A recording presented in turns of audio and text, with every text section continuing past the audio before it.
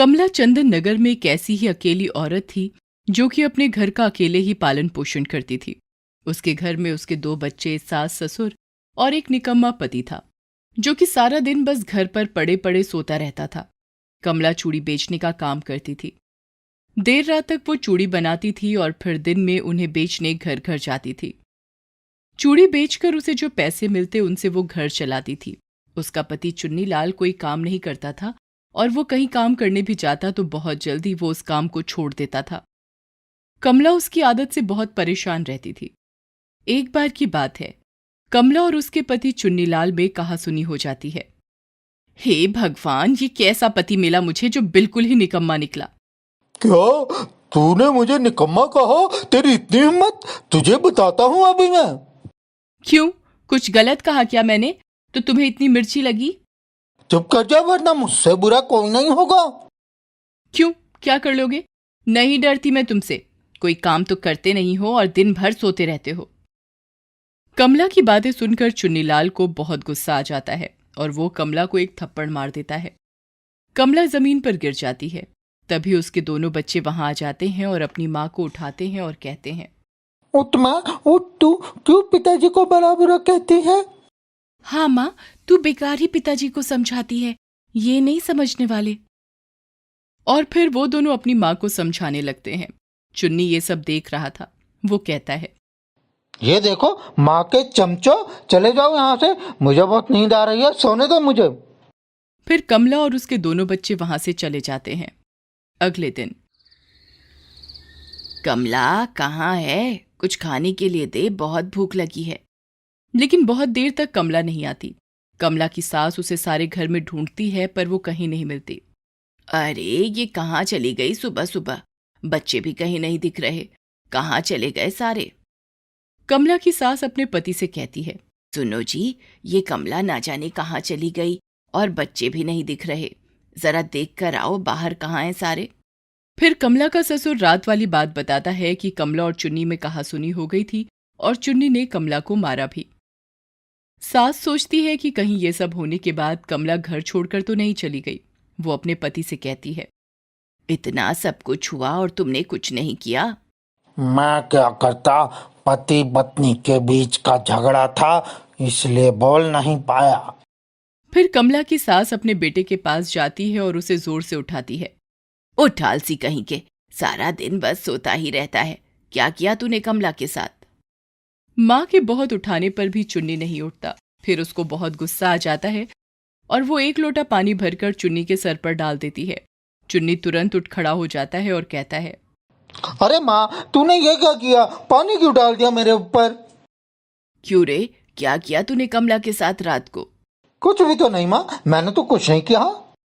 तो फिर वो कहाँ चली गई? कहाँ चली गई मतलब? गई होगी अपनी चूड़ी का टोकरा लेकर उन्हें बेचने, आ जाएगी अभी। तू जा और मेरे लिए कुछ खाना बना दे। निकम्मा कहीं का, किसी काम का नहीं।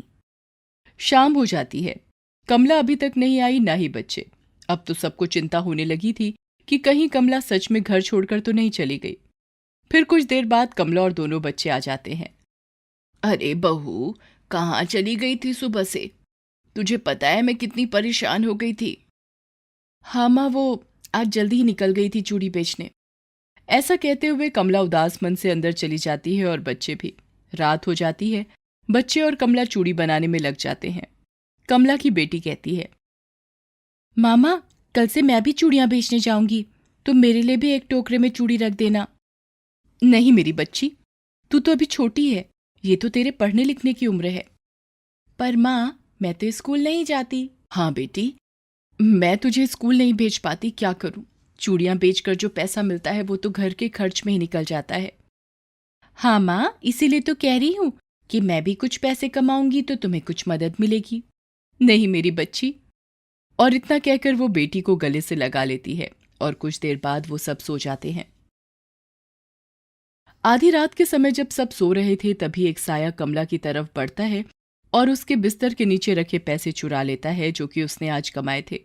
अगली सुबह कमला उठती है। वो देखती है कि उसकी बेटी तो वहां पर नहीं है और चूड़ी का टोकरा भी नहीं है। कमला समझ गई थी कि उसकी बेटी चूड़ी बेचने चली गई होगी। कुछ देर में उसे याद आता है कि उसने कल के पैसे तो बिस्तर के नीचे ही रखे थे। वो उन पैसों को ढूंढने लगती है लेकिन उसे पैसे नहीं मिलते। वो सारे घर में देखती है पर उसे पैसे कहीं नहीं मिलते।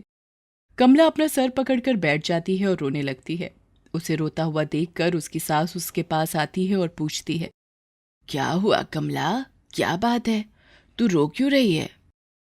माँ जी, कल रात को जो पैसे कमा कर लाई थी वो मिल नहीं रहे, पता नहीं कहाँ चले गए, मैंने तो यहीं रखे थे।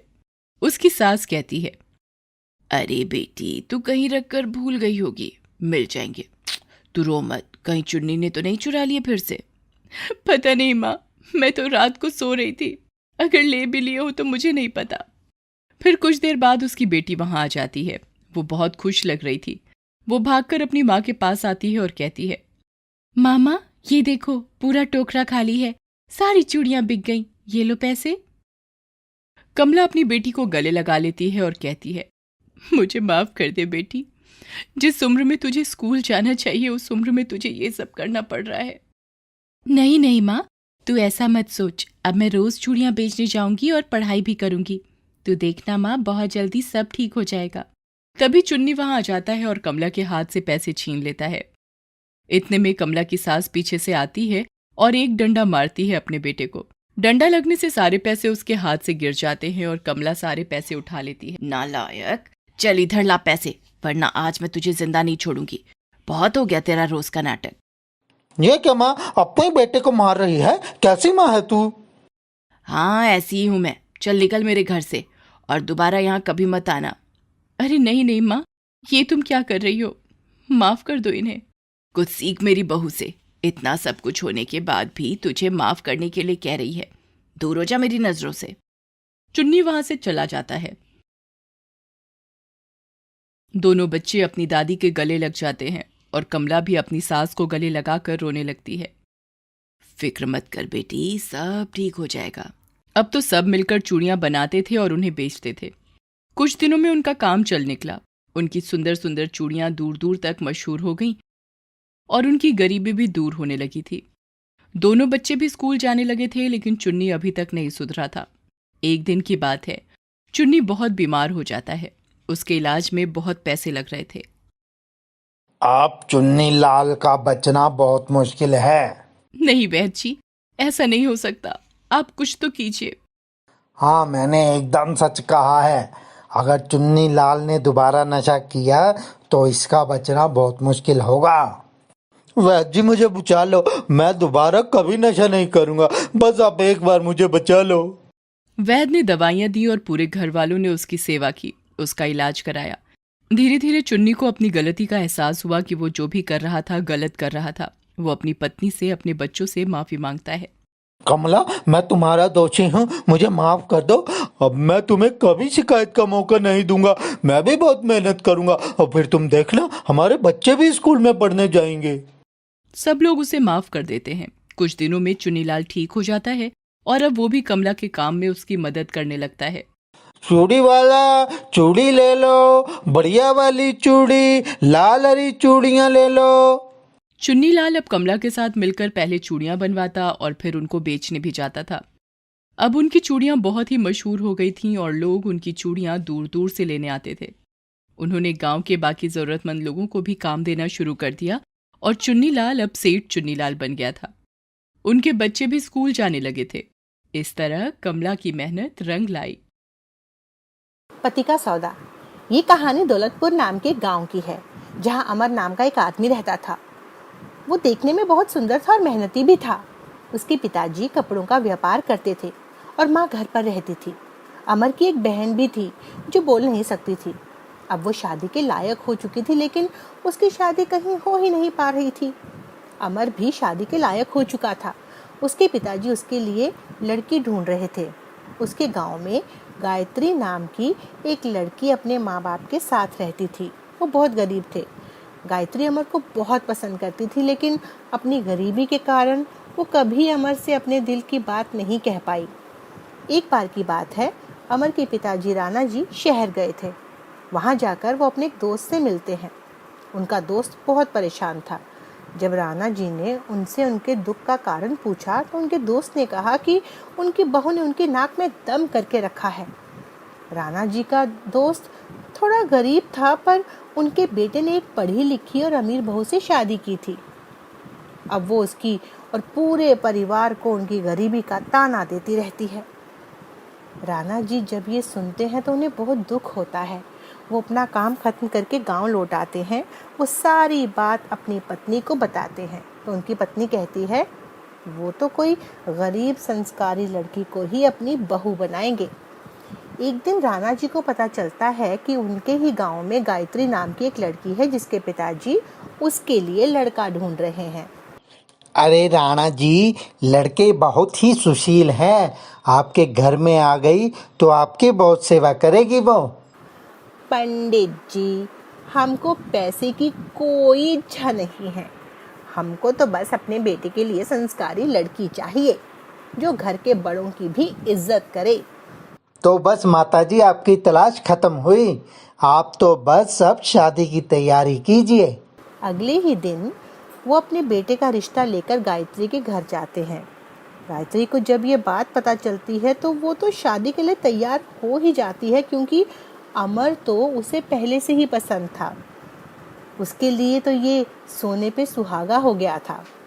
कुछ दिनों में अमर और गायत्री की शादी हो जाती है। गायत्री थोड़ी लालची किस्म की लड़की थी। वो खुश तो बहुत हुई कि उसकी शादी एक अच्छे घर में हुई थी, पर वो और भी अमीर बनना चाहती थी। उसकी बड़े बड़े सपनों की इच्छा थी।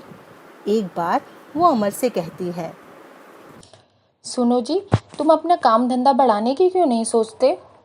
क्यों गायत्री, हमारे पास तो सब कुछ है, फिर क्यों ज्यादा लालच करना? सब कुछ तो अच्छा चल रहा है। हाँ, अच्छा तो चल रहा है, पर ये कपड़े का व्यवसाय कुछ अच्छा नहीं लगता। तुम भी कुछ बड़ा करो जिससे कि हम और थोड़ा अमीर बन जाएं। अरे तुम भी कैसी बातें करती हो? इतना सब कुछ तो है हमारे पास। किस चीज की कमी है तुम्हें? अरे कल को हमारे बच्चे होंगे तो उन्हें भी तो एक अच्छा जीवन देना होगा हमें। और ऊपर से तुम्हारी ये बहन जो हमारे सिर पर बैठी है, इसके दहेज में भी तो कुछ देना पड़ेगा, वरना कौन इससे शादी करेगा? तुम इन बातों की चिंता मत करो। बहुत देर तक बातें करने के बाद वो दोनों सो जाते हैं, पर गायत्री को तो नींद ही नहीं आ रही थी। वो तो अमीरी के सपने देख रही थी कि उसके पास एक बड़ी सी गाड़ी है, बड़ा घर है, नौकर नौकरानी हैं जो उसके चारों तरफ घूम रहे हैं। अगले दिन अमर काम के सिलसिले में 1 महीने के लिए शहर चला गया और वो वहाँ पर रहने लगा। वहाँ उसकी मुलाकात एक लड़की से हुई जो कि बहुत अमीर थी। वो अमर को पसंद करने लगी और कुछ दिनों बाद उसने अमर से शादी की मंशा जताई, लेकिन अमर ने मना कर दिया क्योंकि अमर पहले से ही शादीशुदा था। देखिए सोनिया जी, मैं तो पहले से ही शादीशुदा हूँ, इसलिए मैं आपसे शादी नहीं कर सकता। अमर सोनिया को सब बता देता है, लेकिन फिर भी सोनिया अमर से शादी करने की जिद पकड़ लेती है। वो नहीं मानती और किसी भी हालत में अमर को अपना पति बनाना चाहती थी। अमर अपना काम खत्म करके घर वापस आ गया। सोनिया भी उसके पीछे पीछे उसके गांव चली आई। वहां जाकर उसने अमर के घर पर नज़र रखनी शुरू कर दी। धीरे धीरे उसने उसकी कमज़ोरी को पहचान लिया। वो थी उसकी पत्नी गायत्री। वो गायत्री से मिलती है और गायत्री को बहुत सारा पैसा देने की बात करती है। वो गायत्री से कहती है, सुनो गायत्री, मुझे घुमा फिरा कर बात करने की आदत नहीं, इसीलिए मैं जो बोल रही हूँ वो ध्यान से सुनो। पर तुम कौन हो और क्या चाहती हो? फिर सोनिया उसे शहर वाली सारी बात बता देती है। वो गायत्री को कहती है कि वो उसके पति से शादी करना चाहती है और बदले में वो जो कहेगी वो उसे देगी, यहाँ तक कि वो उसके पति की गूंगी बहन की शादी भी करवा देगी। ये तुम क्या बोल रही हो? तुम मेरे पति से शादी करना चाहती हो? तुम्हारा दिमाग खराब हो गया है। गायत्री, एक बार फिर से सोच लेना, या तो तुम सारी उम्र पैसे के लिए तरसती रहो, या फिर जो भी पैसा मेरे पास है तुम उसको लेकर अपनी जिंदगी भी आराम से जियो। बड़ी गाड़ी, बड़ा घर, एक बार ठंडे दिमाग से सोच लेना। गायत्री के मन में तो लालच इतना बढ़ गया कि उसने सोनिया की सारी बातें मान ली और फिर किसी तरह से गायत्री ने अमर और सोनिया की शादी करवा दी। सोनिया ने गायत्री को बहुत सारा पैसा दिया, बड़ी गाड़ी दी, एक बड़ा सा घर दिया और नौकर चाकर भी दिए। गायत्री का तो जैसे सपना ही पूरा हो गया। वो तो दौलत की चकाचौंध में इतना खो गई कि उसने अपने परिवार को ही भुला दिया। इधर धीरे से सोनिया और अमर ने नज़दीकियां बढ़ने लगी थी। सोनिया अमर का बहुत ख्याल रखती थी और उसकी माँ बाप का भी ख्याल रखती थी। वो गायत्री की तरह बिल्कुल नहीं थी। उसकी पैसे की बिल्कुल भी कोई ऐसी इच्छा नहीं थी, कोई लालच नहीं था। वो तो बस दिन रात अमर और उसके परिवार का ख्याल रखती थी। कुछ दिनों तक तो गायत्री को सब अच्छा लग रहा था। अब वो माँ भी बनने वाली थी, लेकिन उसकी माँ बनने की खुशी किसी को भी नहीं थी। कोई उस पर ध्यान नहीं दे रहा था। सब सोनिया को ही पूछते रहते थे। सोनिया ने भी कुछ ही दिनों में सबके दिलों में जगह बना ली थी। एक रात सब सो रहे थे, तभी गायत्री की नज़र सोनिया पर पड़ती है और अमर घर के आंगन में बैठा माँ बाप के साथ हंस हंस के बातें कर रहा था। गायत्री ये सब देख रही थी। फिर वो सोनिया के पास गई और कहने लगी, निकल जा मेरे घर से चुड़ैल कहीं की। मेरे पति और मेरे परिवार को अपने वश में कर लिया। निकल मेरे घर से। गायत्री, ये क्या कर रही हो तुम? तुम ही तो इसे यहाँ लाई थी, अब तुम ही इसे यहाँ से निकाल रही हो। तुम चुप रहो। तुम चुप रहो गायत्री। मैं शादी नहीं करना चाहता था, लेकिन तुम्हारी जिद के आगे मुझे झुकना पड़ा। अब तुम सोनिया के साथ ऐसा बर्ताव कर रही हो। पैसों की चाहत में तुम अंधी हो गई थी और उसी वजह से तुमको ये दिन देखना पड़ा। मुझे माफ कर दो अमर, मुझे कोई पैसा नहीं चाहिए। तुम इसको बोलो ये मेरे घर से चली जाए, ये हमारी जिंदगी से चली जाए। गायत्री सोनिया को धक्के मारकर बाहर निकाल देती है और दरवाज़ा बंद कर देती है और अमर को भी अपने साथ अपने कमरे में ले जाती है। कुछ देर बाद वो सो जाते हैं, लेकिन अमर को नींद नहीं आ रही थी। उसे तो सोनिया का ही ख्याल आ रहा था। गायत्री को सोता देखकर वो चुपके से उठता है और दरवाज़ा खोलकर सोनिया को ढूंढने लगता है। सोनिया वहीं पेड़ के पास बैठी रो रही थी। अमर उसके पास जाता है। सोनिया, चलो अब हम दोनों यहाँ से चलते हैं। अमर और सोनिया दोनों वहाँ से चले जाते हैं। सुबह जब गायत्री की आंख खुलती है तो वो देखती है कि घर पर अमर नहीं है। वो उसे पूरे गांव में ढूंढती है पर अमर कहीं नहीं मिलता। वो थकी हारी घर वापस आ जाती है और रोने लगती है। उसे रोता देखकर उसके ससुर उसके पास आते हैं। देख बेटा गायत्री, ज्यादा लालच अच्छी बात नहीं। तेरे इसी लालच ने आज तेरी ये हालत कर दी। मुझे माफ कर दो पिताजी, मैंने अपने लालच के कारण अपने पति का सौदा कर दिया। अब मैं क्या करूं? तू चिंता मत कर बेटी, अमर वापस आ जाएगा। लेकिन अमर फिर कभी नहीं लौटा।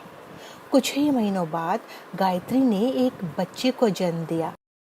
गायत्री हर समय दुखी रहती थी। वो अमर को ही याद करती रहती थी और अपनी गलती पर पछताती थी कि उसने अपने पति का सौदा किया, और वो पति जिसे कि वो बचपन से ही प्यार करती थी। तभी एक दिन रात के समय तेज बारिश हो रही थी। अचानक घर के दरवाजे पर खटखट होती है। गायत्री भागकर दरवाजा खोलती है। सामने अमर को देखकर हैरान रह जाती है। उसके हाथ में एक छोटा बच्चा भी था। वो अमर को अंदर बुलाती है। अमर अंदर आता है। गायत्री उससे हाल समाचार पूछती है। अमर उसे सारी बात बता देता है कि वो बच्चा सोनिया का है। बच्चे को जन्म देते ही सोनिया इस दुनिया से चली गई। गायत्री, सोनिया को हमेशा इस बात का दुख रहा कि उसने तुमसे तुम्हारा पति छीना।